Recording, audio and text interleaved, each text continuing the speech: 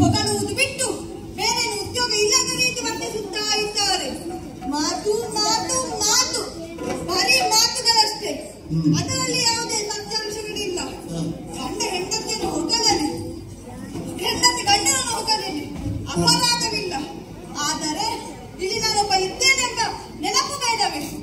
ದುಡಿದವರನ್ನು ಸನ್ಮಾನಿಸುವ ಗೌರವ ಬೇಡವೇ? ಅದೆಷ್ಟೋ ಹೊತ್ತಿನಿಂದ ಮಾತನಾಡುತ್ತಿದ್ದಾರೆ, ಕೇಳಿ ಕೇಳಿ ಸಹಿಸಿಕೊಳ್ಳಲಾಗದೆ ಸುದರ್ಶನದ ನಾನು ಈ ರೀತಿ ಬಂದಿದ್ದೇನೆ. ಮೊದಲು ಹೊಗಳಲಾರಂಭಿಸಿದ ಲಕ್ಷ್ಮೀದೇವಿ ಅಮ್ಮನಲ್ಲ ಕೇಳಿಸಿದಂತೆ.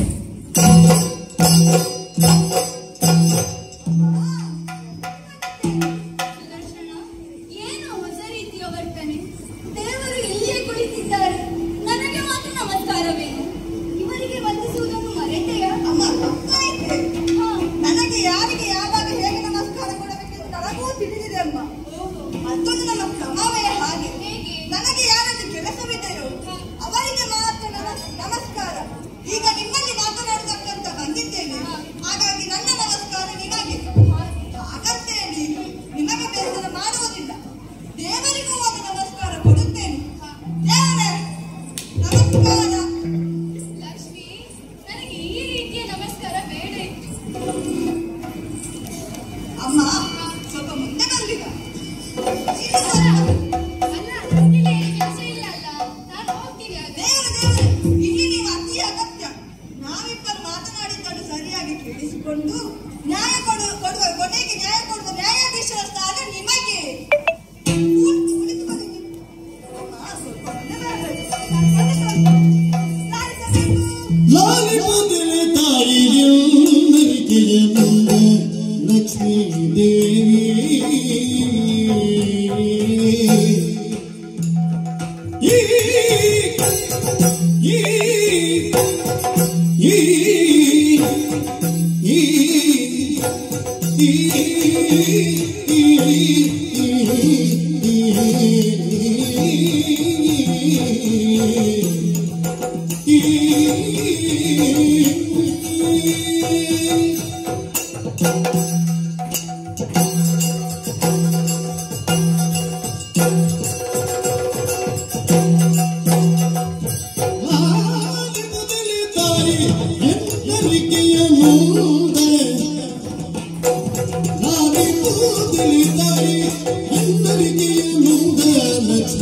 ದೇವಿ ನಿಮ್ಮ ಲೋಲನ ಹೊಗಳುತ್ತಲಿರುವುದು ಸಹಜ. ನಿಮ್ಮ ಲೋಲನ ಹೊಗಳುತ್ತಲಿರುವುದು ಸಹಜವು ಲಕ್ಷ್ಮೀ ದೇವಿ.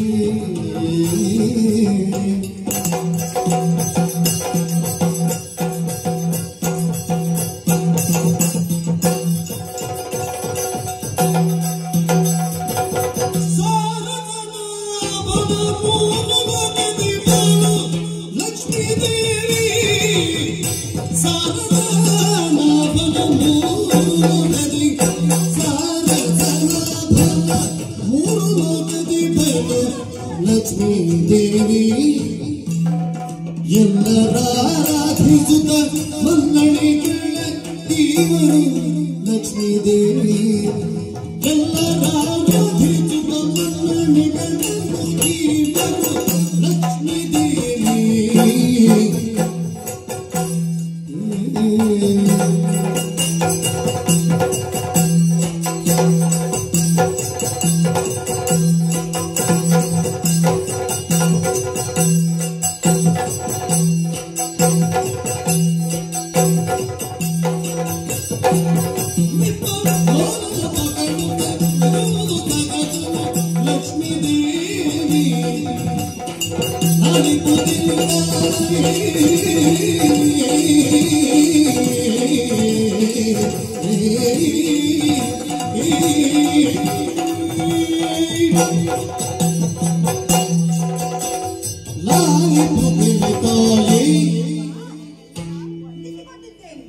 ಎಷ್ಟು ಸಲ ನಮಸ್ಕಾರವು?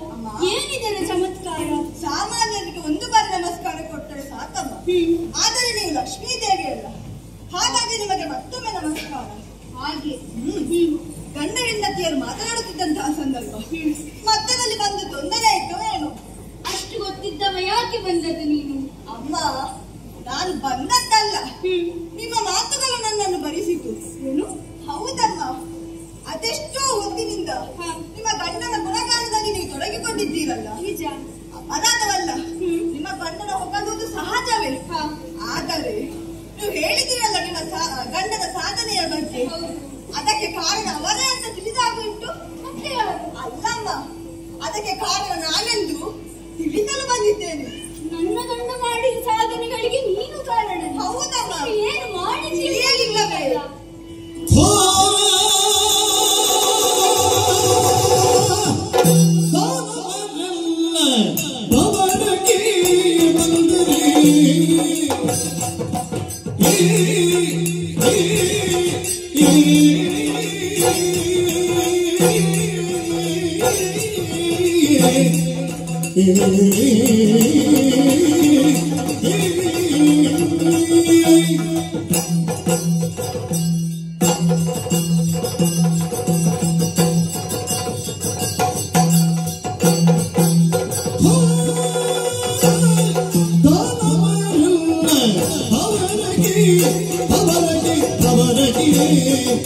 ಬಂದರೆ ಲಕ್ಷ್ಮೀ ದೇವಿ ನಾನು ಸೇರಿ ಹೊತ್ತುದರಿಂದ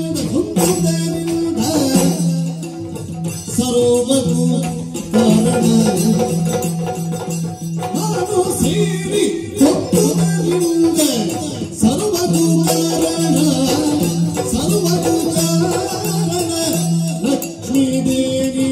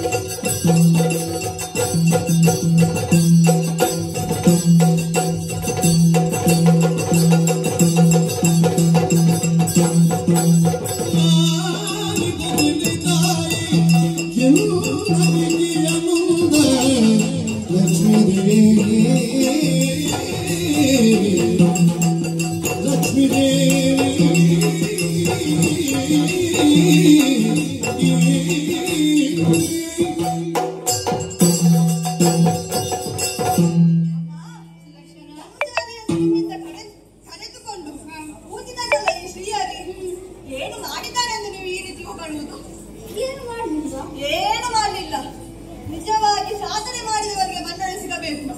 ಆದರೆ ಇಲ್ಲಿ ಯಾರನ್ನೋ ದುಡಿಸಿ ತಾನು ದೊಡ್ಡವರನ್ನೆನಿಸಿಕೊಂಡವರಿಗೆ ಗೌರವ ತಿಳಿಯಲ್ಲವೇ? ನಾನು ನಿಮ್ಮ ಗಂಡನೊಂದಿಗೆ ಸೇರಿ ಬಂದಂತಹ ರಾಕ್ಷಸರನ್ನು ಕೊಂದಿದ್ದರಿಂದ ಆತನಿಗೆ ಜಯ ಪ್ರಾಪ್ತಿಯಾಯಿತು. ಇಲ್ಲದಿದ್ದರೆ ಘೋರದಾನವರನ್ನು ಕೊಲ್ಲಲು ಸಾಧ್ಯವಾಗುತ್ತದೆ ಅಮ್ಮ. ಇಲ್ಲವೇ ಇಲ್ಲ.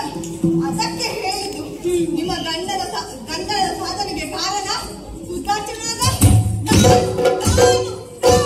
ಮುಚ್ಚ ಮುಚ್ಚಲವಾಯ ಕಿಚ್ಚಿನ ನೋಡನೆ ಅಚ್ಚುತಗಿಂತ ವಿರಲು ನನ್ನ ಹೆಚ್ಚಿಗಾಯ್ತು ಕಂಡುದು.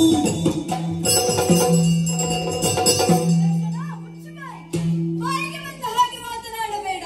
ಮಾತನಾಡುವಾಗ ಮತಿ ಮಿತಿ ಎರಡು ಬೇಕು, ಗೊತ್ತಾಯ್ತಾ? ಹೇಗಾಯ್ತಮ್ಮ? ಅಬ್ಬ ನಿನ್ನ ತಲೆಗರಡಿದ ಸೊಕ್ಕೆ. ಏನು ಚ್ಯುತಿ ರಹಿತನಾದ ನನ್ನ ಅಚ್ಯುತನಲ್ಲಿಯೇ ದೋಷವನ್ನು ಗುರುತಿಸುತ್ತಿರುವೆ. ಹೌದು ಸುದರ್ಶನ, ಉದ್ದು ಉಚ್ಚಿದರೆ ಮದ್ದಳೆ ಆಗುವುದಿಲ್ಲ, ಗೆರೆಹುಳು ಎಡೆತ್ತಿದ ತಕ್ಷಣ ಸರ್ಪವಾಗುವುದಿಲ್ಲ, ಗೊತ್ತಾಯ್ತಾ? ಇನ್ನು ಮಾತನಾಡಿದ್ರೆ ಜಾಗ್ರತೆ. ಅಮ್ಮ ಕಂಡುದ ನೋಡಿದರಿ ಕೆಂಡ ಸಿಟ್ಟು ಸಿಟ್ಟು ಲಕ್ಷ್ಮೀ ದೇವಿ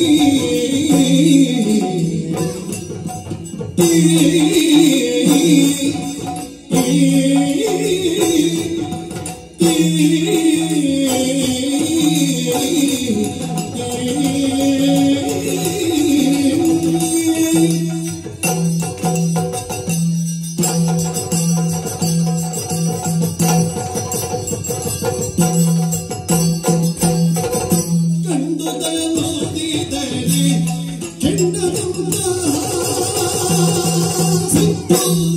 ಸಿಕ್ತು ಲಕ್ಷ್ಮೀ ದೇವಿ ನಿಮ್ಮ ಗಂಡ ನಾನಲ್ಲ ತಿಪ್ಪರ ತಂದ ಖಂಡಿತ ನಿಮ್ಮ ಗಂಡ ನಾನಲ್ಲ ತಿಪ್ಪರ ತಂದ ಖಂಡಿತ ಲಕ್ಷ್ಮೀ ದೇವಿ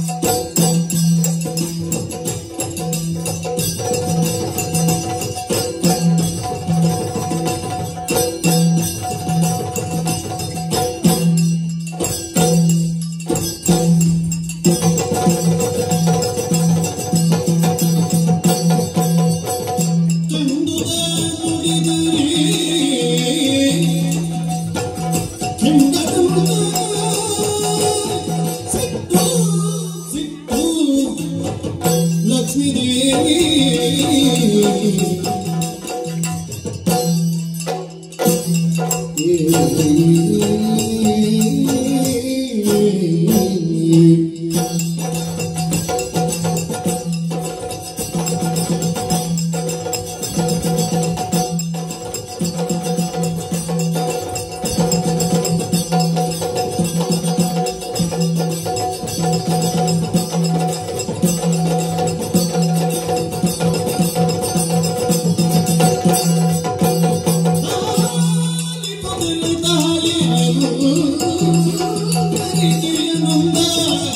ಲಕ್ಷ್ಮೀ ದೇವಿ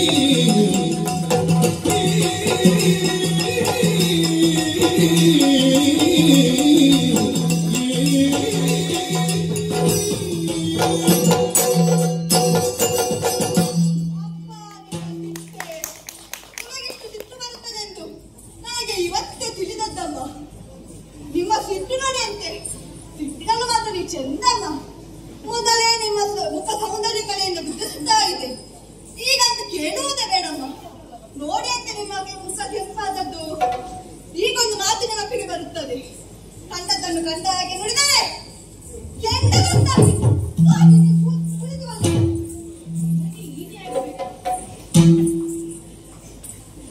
ಅಮ್ಮ, ಕಂಡದನ್ನು ಕಂಡ ಹಾಗೆ ನುಡಿದರೆ ಕೆಂಡದಂತಹ ಸಿಟ್ಟು. ಯಾಕೆ ಬಲ್ಲಿದ? ನಾನು ಹೇಳಿದ ವಿಚಾರ ಸತ್ಯವಾಗಿದ್ದರೂ ನಿಮಗೆ ಪಥ್ಯವಾಗಲಿಲ್ಲ. ಇದ್ದುದನ್ನು ಇದ್ದಾಗೆ ಹೇಳಿದರೆ ಆಯಿತು. ಹೇಳಿ ಅಂತಮ್ಮ, ನಿಮ್ಮ ಗಂಡ ಯುದ್ಧ ಮಾಡಲು ಜಾಣವೇ?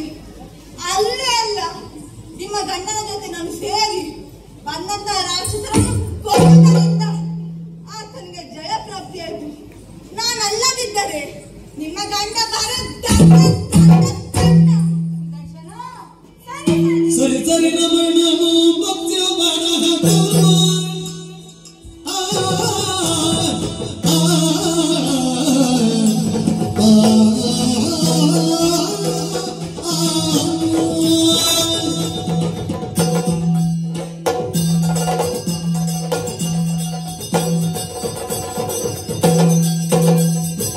ಸರಿ ಸರಿ ನಮನ ಭಕ್ತಿಯ ಬರಹ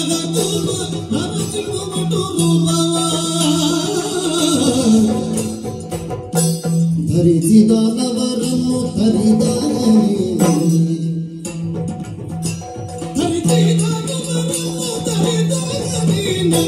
ಮರೆಯೊಳಗಿಟ್ಟಿ ಬಿಡು ನೀ ಬೀಳು